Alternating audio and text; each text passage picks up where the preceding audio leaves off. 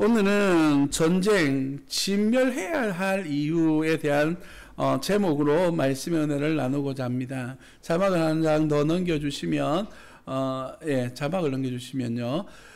우리가 지금 말씀을 살펴보고 있는 구성에 대한 그림이 나와 있습니다. 그 중에서도 특별히 16장부터 살펴보고 있는 내용들, 오늘까지가 이제 모세의 두 번째 설교 부분에서도 이제 시민법, 사회법 그 구성에 대한 내용입니다.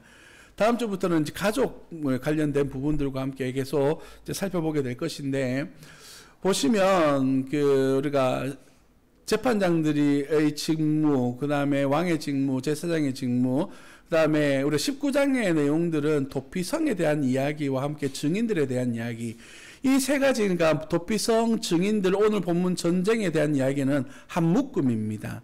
내용이 무엇이냐 하면 사람을 죽이는 것에 대해서, 생명을 빼앗는 것에 대해서 이야기하는 것이죠. 그래서 도피성에 대한 것은 부지 중에 죽였을 경우, 그 다음에 증인은 억울한 사람이 생기지 아니하도록 고의적으로 죽였는지 아니면 정말 실수인지를 알아내는 방법에 대한 이야기입니다.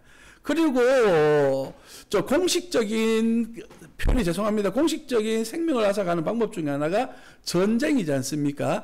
생명을 빼앗는 일인데, 근데 하나님께서 보시는 전쟁에 대한 개념은 과연 무엇이기에 진멸이라고 하는 단어까지 쓰면서까지 이렇게 공격적인 그런 사용을 하고 있는지에 대해서 한번 살펴보려고 합니다. 말씀드렸던 것처럼 19장과 20장의 내용들은 바로 10계명에서 말하고 있는 살인하지 말라라고 하는 큰 틀 안에서 우리가 보아야만 합니다.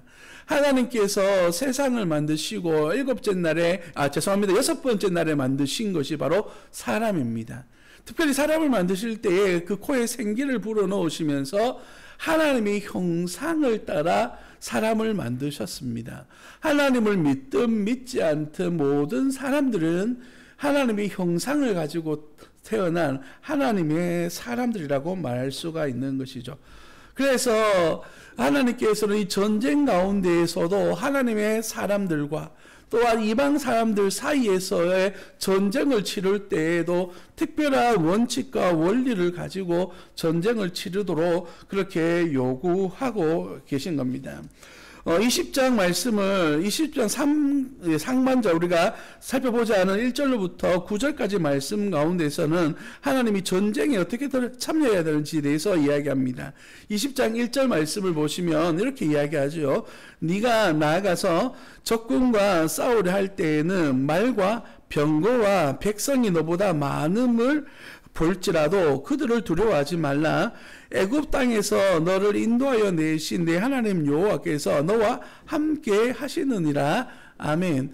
전쟁에 나아갈 때 두려워하지 말아야 됩니다. 그 이유는 뭐냐면 하나님이 우리와 함께 하시기 때문입니다. 그러면서 3절 말씀을 보시면 말하여 이르기를 이스라엘아 들으라. 너희가 오늘 너희의 대적과 싸우려고 나왔으니 마음에 겁내지 말며 두려워하지 말며 떨지 말며 그들로 말미암아 놀라지 말라라고 그렇게 말씀하십니다.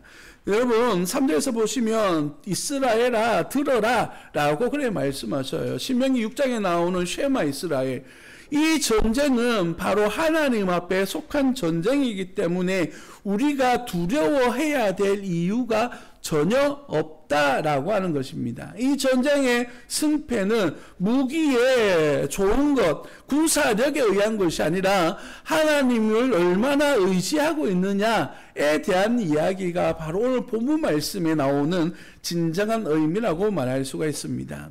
그런데 이 진멸 전쟁에 대하여서 예수님을 믿지 않고 하나님의 원리에 대해서 잘 이해하지 못하는 분들은 이런 오해를 가질 수도 있습니다. 마치 인종을 청소하는 것처럼 비윤리적으로 사람들을 죽이는 그 전쟁을 좋아하는 신으로서 하나님에 대한 오해를 가질 수도 있고, 또한 좀 윤리적인 쪽에 강한 심령을 가지고 있는 예수님을 믿는 사람들도 갈등을 가져올 딜레마를 경험하게 하는 그런 내용일 수도 있습니다. 그러나 우리는 오늘 본문 말씀을 이해하기 위해서는 세 가지를 먼저 이해하면서 본문을 보면 특별히 이런 문제들이 생겨나지 않을 것 같습니다. 그 첫 번째는 무엇이냐면 이 율법에는 오늘 주신 말씀 속에는 규제가 있습니다. 무조건 그렇게 하는 것이 아니라 이런 경우에만 이렇게 행하라 라고 하는 말씀이 나옵니다. 오늘 본문 말씀 10절로부터 20절까지 말씀 속에 보시면 전쟁을 할 때 먼저 공격하는 것이 아니라 그 성읍을 향하여서 평화를 선포하도록 요청합니다. 이것이 제한 규제이죠. 두 번째 무엇을 의미하냐면 이스라엘 백성들이 약속의 땅을 정복해 가는 과정에서 그러니까 전쟁을 치르기 직전에 이 말씀을 주셨다는 거예요. 그러니까 이스라엘 백성들로 하여금 이 전쟁을 치를 때에 생각하면서 전쟁을 치러라 라고 하는 의미가 담겨져 있는 것이죠. 그 세 번째는 성읍들을 공격하기 전에 말씀드렸던 것처럼 하나님의 말씀대로 화평을 선포해야만 합니다. 이 원리들을 세 가지 구절을 통하여서 여러분에게 다시 한번 더 설명하려고 하는데요. 창세기 15장 16절 말씀에 보면 이렇게 이야기합니다. 내 자손은 4대 만에 이 땅으로 돌아가리니 이는 아모리 족속의 죄악이 아직 가득 차지 아니함이라 하시더니 이 말씀을 통해서 알 수 있는 것은 무엇이냐면 가나안 정복 전쟁은 아브라함을 통해서 이미 예언되어진 말씀인데 무엇이라고 이야기하죠? 죄악을 정화하는 전쟁임을 분명히 하고 있습니다. 땅이 목적이 아니라 하나님께서 지으신 이 세상을 깨끗하게 만드는 데 목적이 있다는 것을 분명히 하고 있어요. 여러분, 이 부분 뒤에서 다시 다루겠습니다만은 우리 성도들이 이 세상으로 보낸받은 목적과도 마찬가지입니다. 우리 세상에서 빛과 소금을 살아야 될 이유가 뭡니까? 내가 잘 살기 위해서가 아니라 내가 살아가고 있는 삶의 현장들 속에서 하나님 나라가 이루어지게 하기 위함입니다. 두 번째는 신명기 7장 2절 말씀에 나오는데요. 내 하나님 여호와께서 그들을 내게 넘겨 내게 치게 하시리니 그때에 너는 그들을 진멸할 것이라. 그들과 어떤 언약도 하지 말 것이요 그들을 불쌍히 여기지도 말 것이며 라고 말하죠. 이 말씀의 의미가 무엇일까요? 전쟁에 참여할 때에 네 생각으로 너의 판단으로 너의 욕심으로 전쟁하지 말라라고 하는 말씀이십니다. 그래서 하나님께서 원하시는 전쟁만을 치르라는 것이죠. 그래서 다윗이 전쟁을 치를 때에도 하나님 앞에 먼저 기도하고 하나님 올라가리이까? 하나님이 전쟁할까요? 이렇게 질문하고 전쟁에 참여하는 모습들을 보게 됩니다. 세 번째는 신명기 18장에 나오는 말씀인데 이런 일을 행하는 모든 자를 여호와께서 가증히 여기시나니 이런 가증한 일로 말미암아 내 하나님 여호와께서 그들을 내 앞에서 쫓아내시리라 라고 말씀하십니다. 이 이야기는 다시 본문을 다루면서 다루겠지만 이스라엘 백성들 그들이 살아가야 될 가나안 땅은 어떠한 것입니까? 자기 자녀들을 불태워 죽이는 그런 가나안 우상이 성행했던 곳이에요. 그렇기 때문에 그들의 이 가증한 것들을 따르지 않는 하나님을 의지하는 그러한 전쟁을 치러라 라고 그걸 말씀하시는 것입니다. 그러면 다시 본문으로 돌아가서 10절로부터 시작해서 20절까지 내용을 두 가지로 나누어서 생각해 볼 수가 있습니다. 어떠한 내용이냐면 가나안 땅에 들어가는 정복전쟁을 치르는 과정 속에서 가나안이라고 하는 가까이 있는 지역 성읍들과 가나안을 벗어난 멀리 있는 성읍들과의 전쟁으로 나누어지게 됩니다. 그래서 10절로부터 15절까지 말씀은 가까이 있는 이들과의 전쟁이에요. 그 전에 먼저 10절 말씀에 보면 내가 어떤 성읍으로 나아가서 치료할 때에는 그 성읍에 먼저 화평을 선언하라 라고 그렇게 말씀하십니다. 그러나 16절에 보시면 오직 내 하나님 여호와께서 내게 기업으로 주시는 이 민족들의 성읍에서는 호흡이 있는 자를 하나도 살리지 말지니 라고 그래 말합니다. 구별하여 이야기하세요. 멀리 있는 사람들 그들에게는 전쟁하기 전에 먼저 하나님의 평화, 화평을 선포하도록 말하고 있습니다. 그것은 하나님께서 진멸하기를 원하시거나 땅을 빼앗는 과정에서 잔인하게 행동하지 않도록 하기 위함이에요. 적군이라도 할지라도 그들의 생명을 소중히 여기시는 하나님의 마음이 먼저 있는 겁니다. 여기에서 먼저 화평을 선언하라라고 하는 단어 속에는 복종하겠다라고 하는 의사가 분명하면 이런 뜻을 가지고 있는 것이죠. 그들이 항복하는 과정에서 평화적으로 그 평화를 받아들이고 당신에게 복종하겠습니다 라고 하는 그런 마음을 내어놓는다면 싸워야 될 이유가 전혀 없는 겁니다. 여러분, 우리가 예수님을 믿는 것 또한 이런 의미를 가지고 있는 것이죠. 내 마음대로, 내 뜻대로, 내 주관대로 살아갈 것 같으면 예수를 믿어도 크게 의미가 없는 겁니다. 우리는 하나님을 믿습니다, 예수님을 믿습니다 라고 하는 전제는 내 모든 권리를 포기하고 오직 그분의 뜻을 따르겠습니다 라고 하는 한복선언과도 같은 거예요. 그래서 우리는 누구의 질서를 따라 살아가는 겁니까? 바로 하나님의 말씀인 성경, 예수 그리스도의 은혜의 원리 속에서 살아가게 되는 겁니다. 그러나 12절 말씀에 보면 만일 너와 화평하기를 거부하고 라고 말하는데 화평을 거절하는 이들에 대해서 이야기를 시작합니다. 우리 한글 성경에는 나와 있지 않지만 원래 히브리 본문에는 만일 앞에 그러나라고 하는 단어가 포함되어져 있습니다.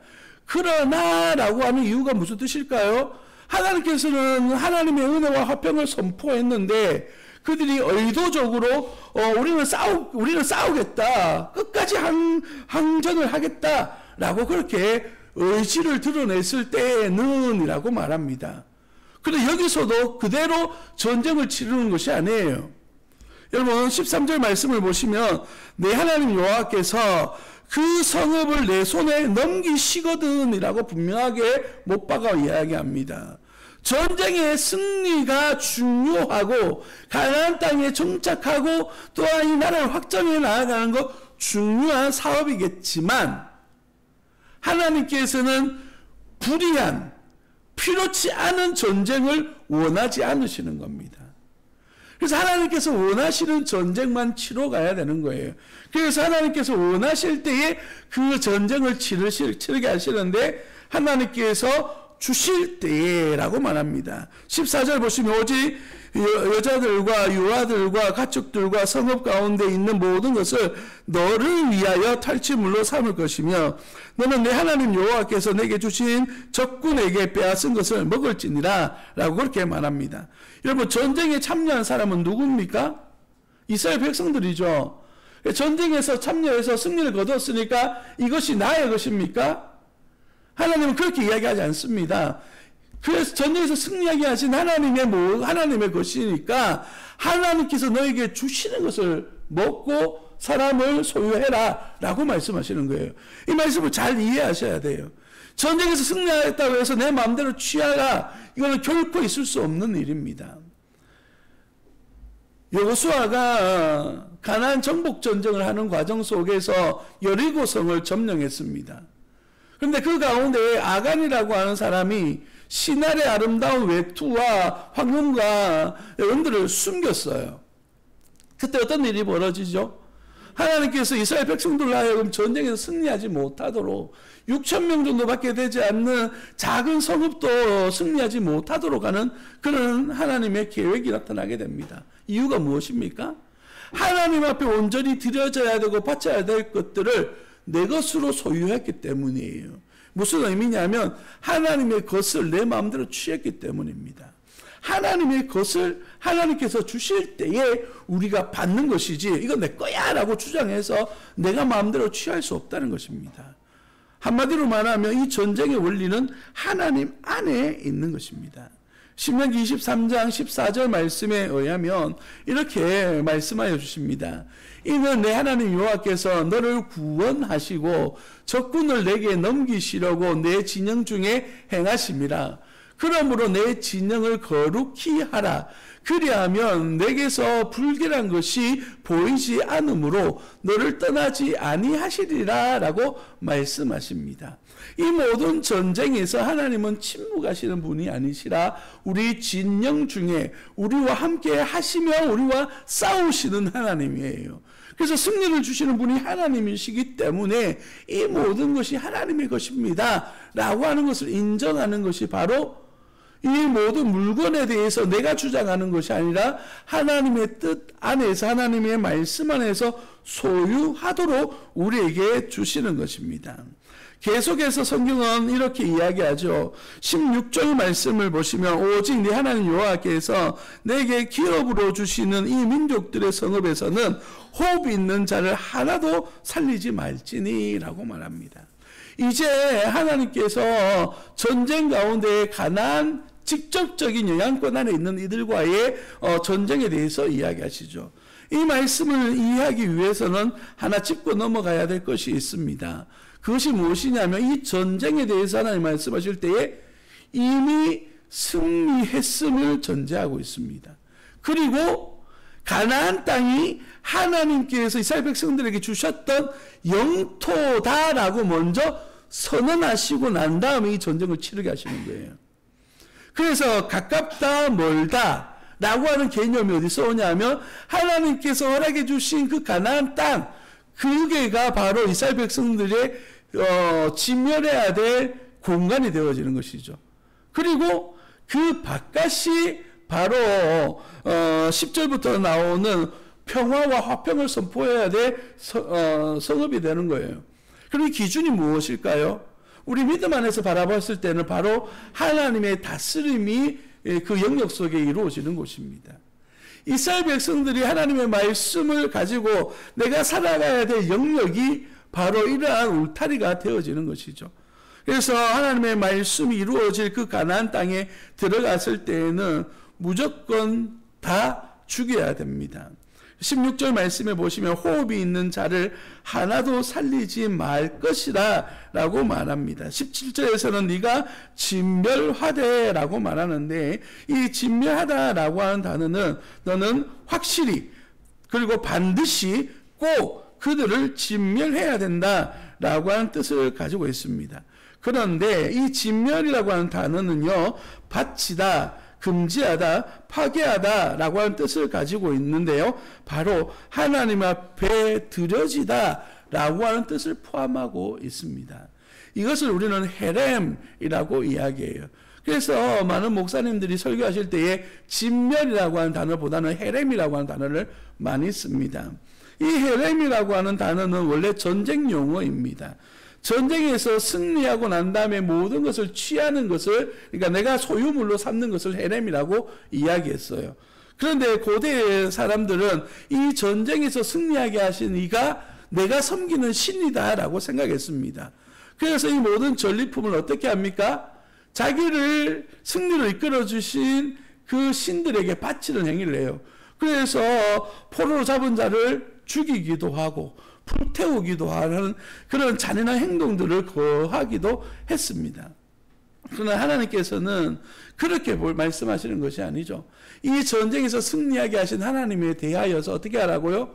인정해라 라고 하는 것이 온전한 원리가 되는 것입니다. 그런데 이 일들을 온전히 하지 않을 경우에 어떤 문제가 생기게 됩니까? 18절 말씀에 보면 이렇게 이야기해요.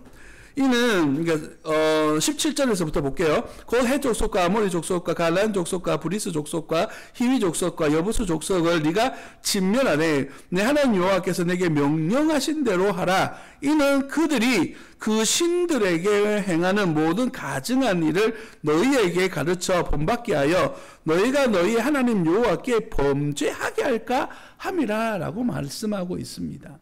여러분, 만약에 살려두었다면 그들이 이스라엘 백성들에게 영향을 끼치게 될 것인데 그들의 가증한 것을 어떻게 한다고 말합니까? 가르쳐 본받게 하며 라고 말합니다. 이 본문에서 말하는 가르쳐라고 하는 단어는 의지를 가지고 가르치는 것을 이야기합니다. 원어적 표현은 숙달되어 가르치다 라고 하는 말로서 가나안 백성들이 이스라엘 백성들을 의도적으로 유혹하고 우상하게 익숙해지도록 가르치는 행위를 이야기하는 거예요. 이스라엘 백성들이 배우는 것이 아니라 가나안 사람들이 이스라엘 백성들로 그렇게 섬기게 만들 것이다 라고 그렇게 말하고 있습니다. 여러분, 한마디로 표현해 보자면 하나님께서 가나안 정복 전쟁 가운데에 이 울타리의 개념 속에 있는 그런 전쟁 헤렘 다 멸절시켜야 될 이유는 바로 이스라엘 백성들의 믿음과 신앙 때문이다라고 말하고 있습니다. 하나님의 사람들에게 허락하신 하나님의 영토 안에서 하나님의 정의와 하나님의 법이 이루어져야 되는데 불순한 가증한 것들이 그들 가운데 있으면서 하나님의 백성들을 유혹하고 하나님을 떠나게 만들고 하나님 앞에 범죄하게 만드는 행위들, 이런 것들을 근절하기 위해서는 그들과 교제하지 못하도록 이미 끊어내버려야 된다는 거예요. 모든 것을 하나님께 바쳐버리라고 말씀하시는 겁니다. 18절 하반절에 너희의 하나님 여호와께 범죄할까 함이라. 이렇게 해서 믿음의 성도들이, 믿음의 자녀들이 하나님을 떠나는 범죄를 저지르지 않도록 하나님께서 그들을 보호하시겠다라고 하는 의지가 담겨진 말씀이 바로 오늘 본문 말씀의 내용입니다. 사랑하는 성도 여러분, 전쟁은 하나님 앞에 속한 것입니다. 그렇기 때문에 우리는 하나님을 의지하여서 하나님이 주시는 이 전쟁에서 승리하게 될 것입니다. 그러나 문제는 뭐냐면 전쟁에서 승리하고 난 다음에 어떻게 살 것인가에 대한 문제예요. 예수님을 믿습니다. 저와 여러분들은. 그래서 이미 승리하게 하신 우리의 삶들이 우리 앞에 놓여져 있습니다. 그런데 우리가 살아가고 있는 삶의 현장들은 완전한 하나님의 나라 천국이 아니지 않습니까? 그래서 우리가 살아가고 있는 삶의 현장들 속에는 어려움들이 있습니다. 마치 여호수아가 전복 전쟁을 이루고 마무리하면서 이스라엘 백성들 남겨진 이들 너희 지파대로 점령해라 라고 땅을 분배해 주면서 공격해야 될 대상들을 지정해 줬어요. 그런데 이스라엘 백성들 몇몇 족속을 제거하고는 전쟁하지 않습니다. 그냥 섞여 살면서 다윗이 왕권을 잡을 때까지 그들 사이에 섞여 살면서 이스라엘 백성들을 믿음에서부터 멀어지게 하는 행위를 가지게 돼요. 그래서 사사기 이야기가 나오지 않습니까? 타락한 모습들. 그래서 주변 나라들로부터 끊임없이 공격을 당하는 그러한 역사가 기록하고 증언하고 있어요. 우리의 삶 또한 마찬가지인 거예요. 예수님 믿고 우리의 삶 속에 하나님의 은혜가 넘쳐나요. 그러나 우리가 살아가고 있는 삶의 현장들 속에는 아직 점령되지 않은 세상 나라들이 있습니다. 우리 그들과 어떻게 해야 됩니까? 그래서 예전에 처음 1세대 그리스도인들, 이런 분들은 수도원을 짓고 완전히 격리하여 살아갔습니다. 그래서 내 거룩을 위해서라면 세상과 모든 걸 다 끊어버렸어요. 그게 맞나요? 우리는 주님께서 너를 세상으로 보낸받은 그리스도의 제자라고 말씀하십니다. 우리 세상 속에서 무엇 해야 되냐면 앞서 말씀드렸던 것처럼 세상의 빛과 소금으로서 세상을 변화시키고 하나님의 의를 선포하는 그러한 영적 전쟁을 이 땅에서 치러야 될 책임이 있는 군사들인 것이죠. 베드로전서 1장 4절 말씀을 보시면 우리에게 이렇게 말씀을 전하고 있습니다. 썩지 않고 더럽지 않고 쇠하지 아니하는 유업을 있게 하시나니 곧 너희를 위하여 하늘에 간직하신 것이라. 우리의 소망과 우리의 뜻은 이 땅에 있는 것이 아니라 하나님 나라 저곳에 있습니다. 그러나 우리가 이 땅을 살아야 될 이유는 바로 이 땅에서 하나님 나라의 영광을 드러내는 데 목적이 있는 거예요. 그래서 믿지 않는 이들에게 주의 복음을 증거하고 의롭지 않은 일들이 우리 주변에서 일어날 때 그리스도의 마음으로 의롭지 않다라고 선포할 수 있는, 그래서 이 세상을, 이 땅을, 영적 가나안을, 하나님의 영적 전쟁을 참여하는 입장에서 에베소서 6장에 보면 우리를 군사라고 표현하지 않습니까? 그래서 군사되어져서 세상을 변화시키는 일에 앞장서야 되는 것이 바로 우리의 사명이기도 합니다. 오늘 이 본문 속에서 우리에게 요구하시는 하나님의 말씀은 전쟁에서 반드시 승리할 것인데 내 마음대로 전쟁에 참여하는 것이 아니라 하나님이 원하시는 방법으로 전쟁에 참여해라. 우리가 예수님을 믿어 구원에 이르러 이 땅을 살아가게 될 것인데 내 마음대로 살아가는 것이 아니라 하나님의 말씀의 원리 속에서 살아가라.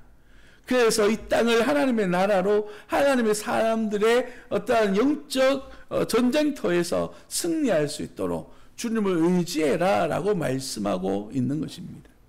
전쟁은 여호와께 속한 것입니다. 그리고 승패는 우리 주님 안에 있는 것입니다. 오늘 이 모든 영적 전쟁 가운데에서 내가 이겨야 돼, 진멸해야 돼, 내 욕심과 내 자존심은 무엇인지 돌아보면서 주님 앞에 온전히 승리하시는 복된 자녀 되시기를 예수님 이름으로 축복합니다. 기도하겠습니다.